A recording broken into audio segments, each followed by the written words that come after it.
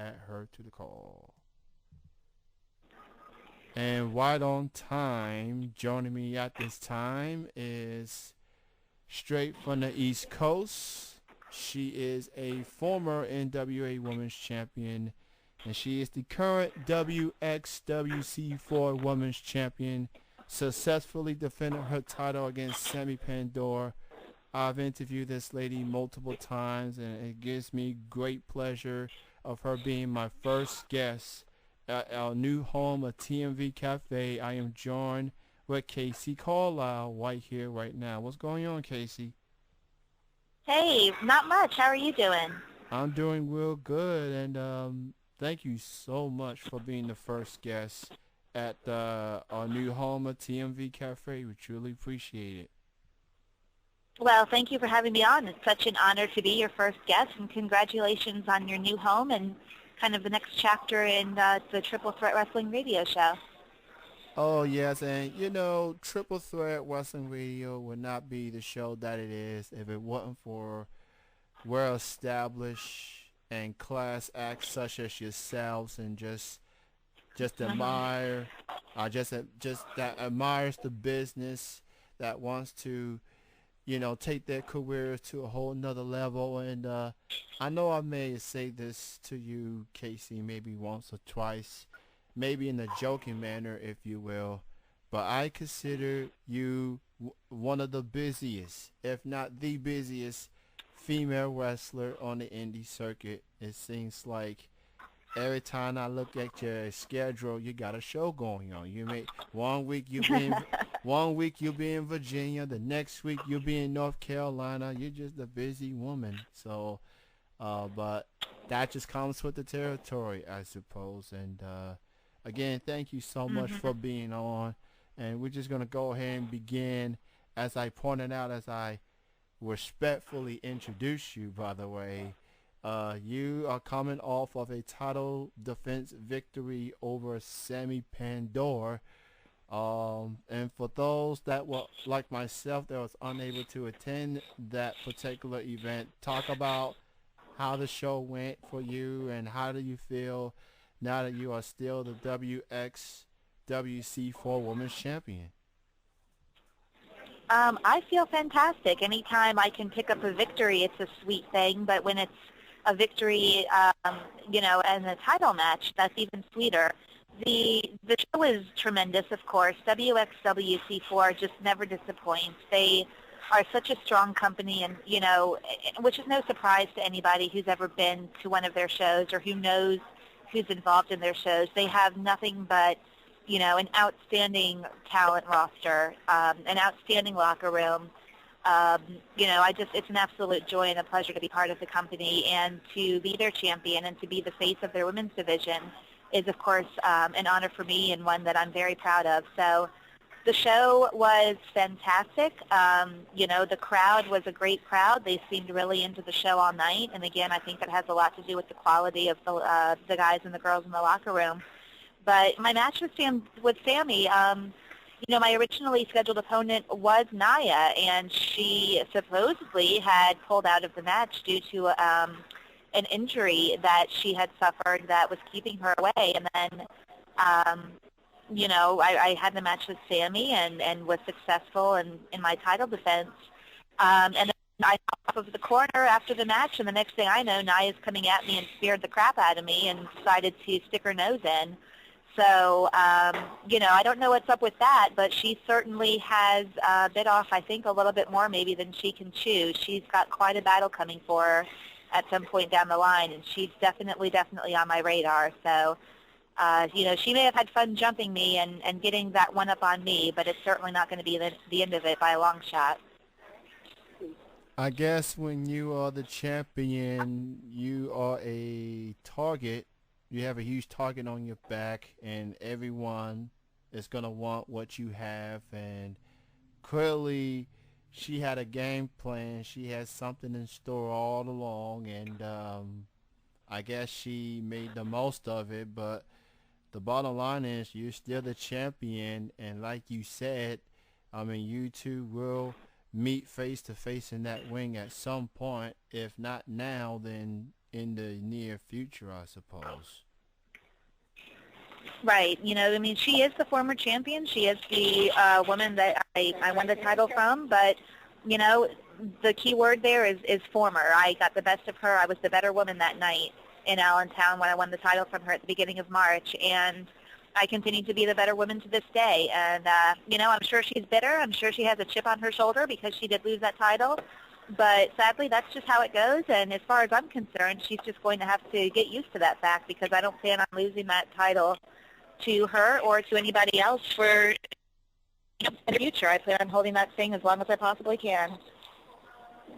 As it is, but it must be extra special when you get a chance to be a part of the first ever event that they put together. So, how did you feel being a part of Valkyrie's first show? It was tremendous. It was Valkyrie's the first all-women show being held in New York City. So it was special for multiple reasons. It was a fantastic time. It was right there in Brooklyn, and the crowd was incredibly energetic. They were incredibly vocal the entire night. The size of the crowd actually grew as the night wore on.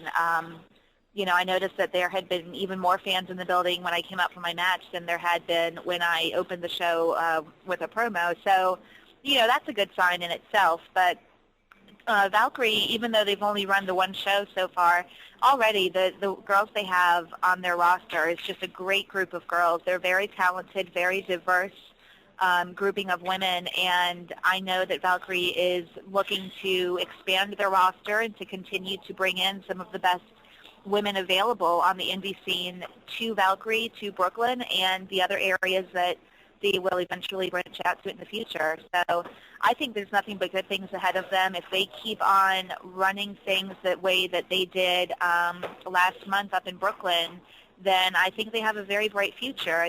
I always say time will tell. I never make promises or put guarantees on very many things, but it was fantastic. I had a really great time. The match with Jessie Belle was tough. It was hard-hitting. It was slightly personal. She was replacing her trainer, her mentor, Mickey Knuckles. It was originally the match was supposed to be me versus Mickey Knuckles, but unfortunately Mickey was unable to fulfill that. She had suffered an injury of sorts that kept her from, keeping that date. And so Jessie Belle decided to stick her nose in things and step up to the plate, and she did, but I ended up getting the better of her, and I may or may not have had a slight assist from an object that may or may not have come into play. But either way, it was, a tough match and, a good time. And I think it was just a sign of things to come for Valkyrie looking down the road. They have a really bright future.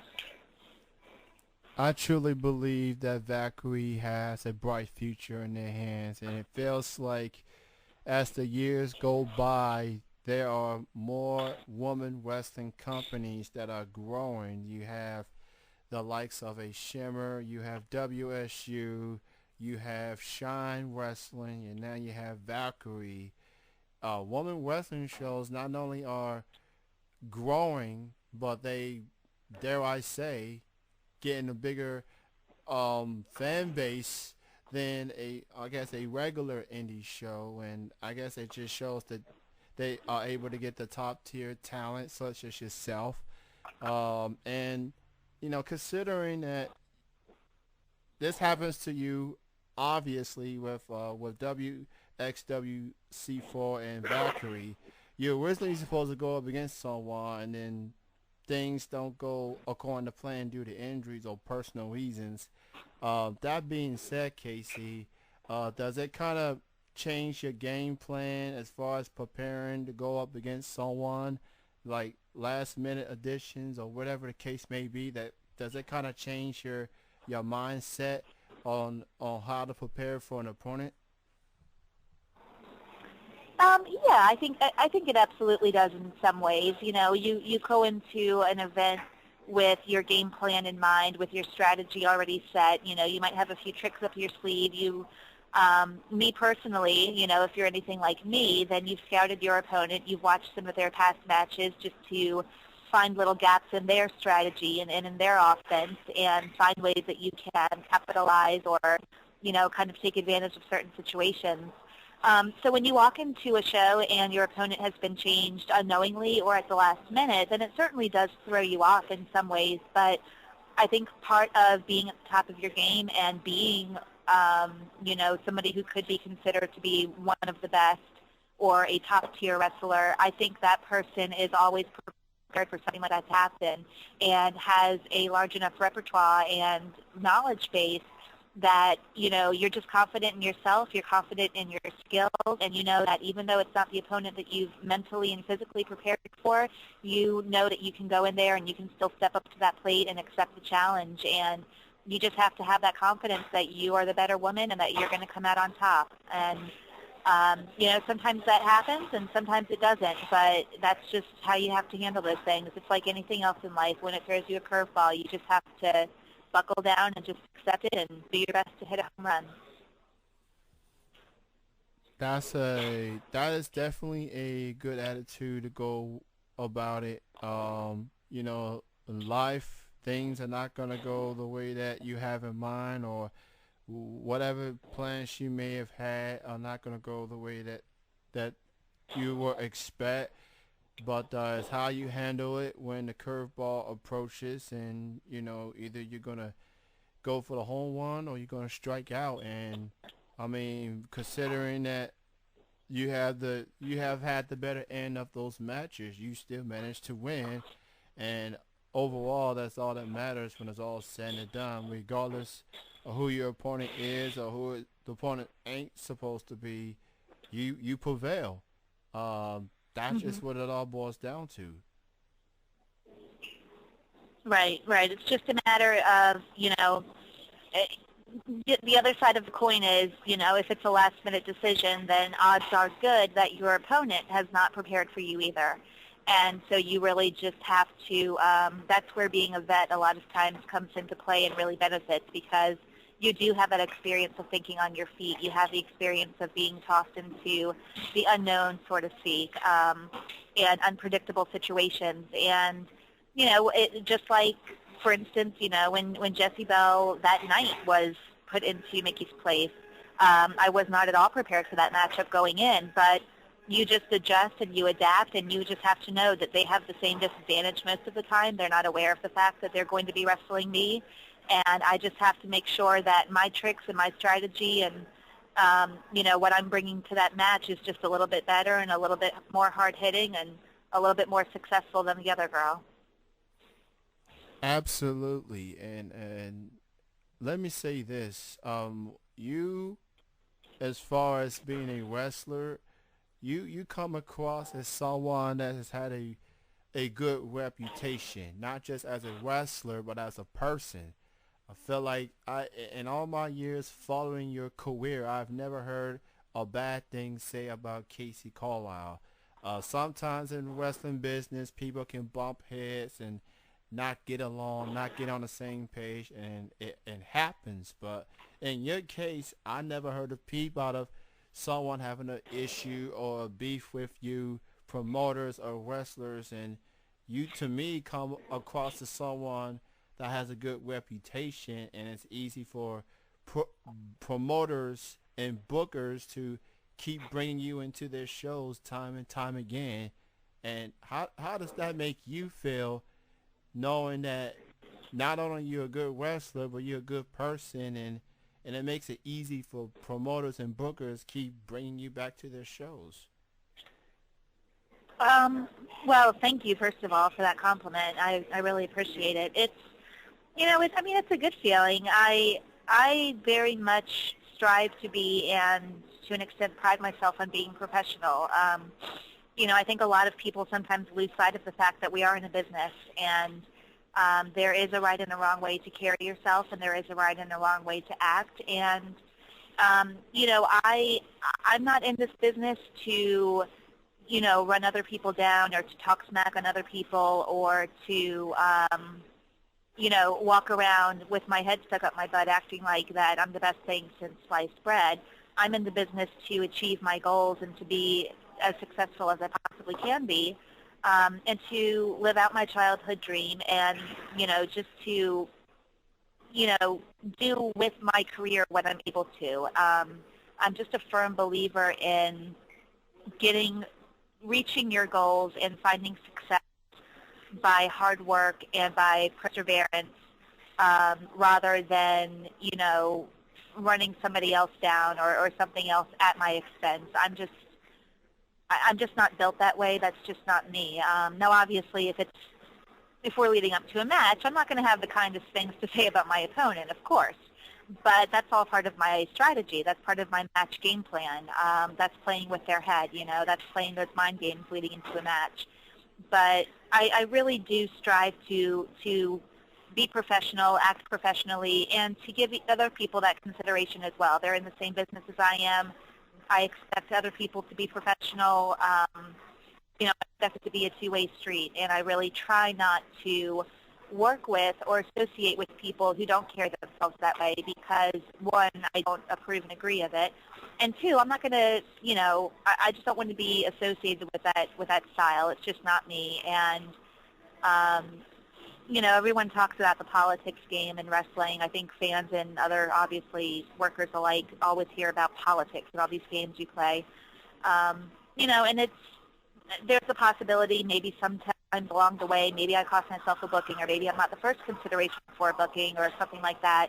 And I can sleep at night knowing that I'm doing things the way that I do them, and I'm happy with the way I operate and the way that I've built my career and continue to do so. And I kind of always quote Popeye, I am what I am, and that's just how it is. And luckily for me, it's been well received, and I've just been very lucky to be able to work with professional people and to have the success that I've had and the support from everybody. So I think it's a great, big, huge combined effort and combined, kind of endpoint that's gotten us to today.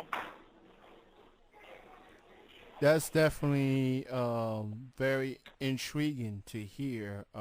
You conduct yourself as a professional, and when it's time to go out there and compete, it's all business, and you entertain. And I give you a lot of credit because you just you make it easy for a lot of people to get booked, to get promoted, to get yourself in the forefront, and and I consider you one of the best wrestlers, male, female, and more importantly, you're a better person. And I guess maybe wrestlers may not realize it, but how you conduct yourself is going to determine whether you get shows booked or not. And some people they get the shows that that come their way. Some people don't, and maybe it's just like you said, wrestling is a business, and I guess it doesn't matter how good of a wrestler you are, but if you're not a good person, if you come across as a troublesome individual, then that's going to make the promoters and bookers hesitant, and they're not going to want to book anyone that's going to cause trouble behind the scenes and on the shows and after the shows. So promoters, bookers, you're not just getting a great wrestler and Kacee Carlisle, you're getting a great a human being, and she's gonna give it 110%. Now, if only she can compete in Kentucky, one time. And we keep, I was waiting for you to bring that up. It's a tradition yeah, at this point that you bring it up every interview. yes, I do. And look, Kacee, as a fan, I'm trying. I know there are some Kentucky shows that would love to book you, and I don't know why they're not, reaching out to you or not. I'm just a radio host. I don't have much say. Of course, it's up to the promoters and bookers. But just tell me, Kacee, is it based on like popular by demand, or is it just the promoters and bookers? That's their call. That's their decision on who they book and who they don't book. Because I'm really trying to get you to Kentucky one time. But I know. What's it gonna take? I wish I had an answer for you. I don't know. I can't speak for them as far as how they base their decision or make their decision on who they contact or who they book or don't. I honestly don't know. I don't know if it's lack of interest or if it is a lack of a need or I can't imagine that they can't find a way to contact me because I think I'm pretty easy to track down. But Kenny, I honestly, I'm not sure, but I would tell you to just keep on keeping on and be a broken record. And it's only been like 3 years or so that you've been wishing to see me out in Kentucky. It's bound to happen one day, I'm sure. I I I guess all I can do is keep on trying, and look, I don't think it's nothing against you per se. I guess it's maybe they already have the people that they have to plan, and they book these And that particular is the case talent. sometimes. They have their core roster that they use, and that's that. And that's their discretion, and that's perfectly fine and understandable. You never know what it is. All right, so I'm gonna keep trying, and maybe some of these Kentucky promoters and bookers will hear this interview, and I'm gonna keep saying it until someone give this woman a chance. You know, eh, put aside that she is the current WXWC4 Women's Champion. Put aside the fact that she is a former NWA Women's Champion.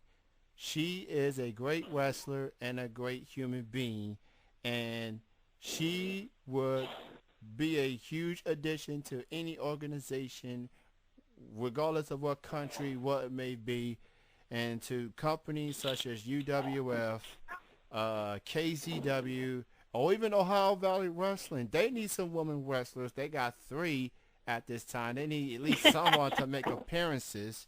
All I'm saying is Kacee Carlisle is open to travel, and she is open to face new talent or familiar talent.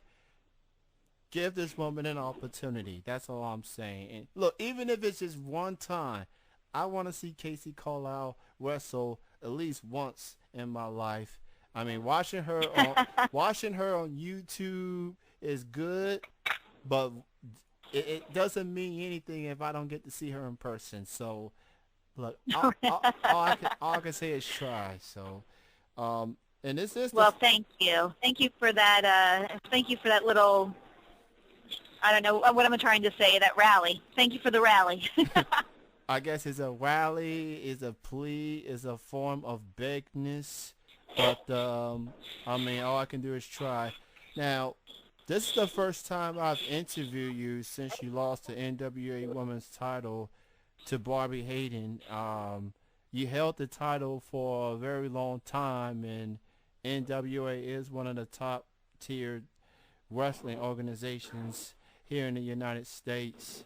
That being said, do you see yourself in the hunt to regain the women's championship in the future? Oh, I have seen myself in the hunt to regain that title since I got up off the mat after losing it. Yeah, instantaneously. That title has never left my sights ever. After losing it to Barbie, that my number one priority went from defending that title to regaining that title, and that hasn't changed. I keep an eye on her. I keep an eye on the title. I keep an eye on her opponents, and it's never, ever, ever off my radar. That's something that is absolutely in my future plans. It's something I'm keeping my eye on, and I will forever be gunning for a rematch for that title. That is awesome. And look, I love to see Kacee versus Barbie again. Y'all two have the chemistry. Y'all have that competitive nature in you both. And Barbie is a former Triple Threat Wrestling Radio guest, and I like her. I'm happy for her for working hard and getting to where she's at. And hell, she's a fighting champion. You're a fighting champion. NWA, you know what you need to do. Get these two ladies back in there competing, and let's make it happen. So NWA, that's got main event. That has appeal. That has a 5-star written all over it. So NWA, you know what y'all need to do. Let's have Kacee and Barbie compete yet again for the gold. And I'm looking forward There you to go. I like it. when that opportunity presents itself. For people that wants to keep in touch with Kacee and what's going on in her wrestling career, you can go to her website at kaceecarlisle.com, which has been updated as of today, and follow her on Twitter. She's got the Twitter, the Facebook, the YouTube. She's got merchandise. She's got wing gear that she's giving away as well. Just it's Kacee Carlisle all the time at kaceecarlisle.com. So check it out. And Kacee, it's been a pleasure. And I think this is the first time I interview you in 2 years, and maybe that's a little too long of a hiatus. But I want to thank you so much for joining me on this debut on TMV Cafe. I've been following your career for quite a while, and I'm happy to interview you time and time again. And before I let you go, why don't you go ahead and promote your up and coming shows you have coming up? Well, first of all, thank you for having me on. It's a pleasure, and I truly appreciate it. At this point in time, to be honest with you, and I was kind of giggling, I have to be honest with you, I was giggling when you were talking about how busy I am, because by freak, somehow accident, freak of nature thing, I have one booking so far in June, and that's on Sunday, June 22nd in Asheville, North Carolina for Smoky Mountain Championship Wrestling. It's part of the first annual Asheville Tattoo and Piercing Expo, 3 p.m. bell time for the wrestling show, and I'm scheduled to face Lisa Funk that evening. So, if anybody, this might be your chance, Kenny. If any promoters or bookers have a need for the month of June, I'm pretty open at this point in time. But, starting again in July, I'm back on the road constantly all the time. So I'm going to be working on updating my calendar with all of my current confirmed appearances. And my upcoming schedule can always be found again on my website, which is kaceecarlisle.com. So I invite everybody to check it out, check out my schedule on my website, keep an eye on that to see where I'll be. And I always encourage everyone to keep in touch. I try to be as interactive as possible. And if I'm going to be in a town anywhere within driving distance, please go ahead and come out, support indie wrestling, support, everyone involved with it, and say hello. So hopefully people will take a moment to do so. Yeah, that made me say, wow, considering, I do consider you one of the busiest female wrestlers. And all of a sudden, you have almost a clear month, so people better get... I had some cancellations happen, so they were scheduled, and then one by one they kind of died. So it was a freak accident thing, as I'm calling it. I guess that's a good way to put it. But considering you have been a very busy gal, you could need some rest, a little bit. Relax yourself, but I'm sure at some point you want to get back to work. So everybody and all you Kentucky promoters out there, the month of June, if you're gonna book Kacee Carlisle, you better do it this month, because I have a gut feeling when July, August, September come along, those dates will be filled in a heartbeat. So they will be. Most of them already are. So there's a few throughout the fall remaining. So I'm sure within the next couple of weeks I'm going to be pretty darn booked up. So they should definitely contact me sooner than later. Absolutely. Again, thank you for your time, Kacee. Best of success, and I promise the next time I interview you, it won't be a 2-year hiatus. Maybe I need to start. Not a problem. Maybe I need to start booking you once a month. At least give you a little something. There you go. We can call it. We can have a Kacee Carlisle segment or something. I don't know. Maybe we'll figure something out. Oh, look at that. I feel so special. Well, thank you again, Kenny, for having me on. I really appreciate it. And, anytime you want to bring me back on, I'm all for it. Sounds good. You have a good night, Kacee. All right, you do the same. Thank you. All right, bye bye. That Bye-bye. that was Kacee Carlisle.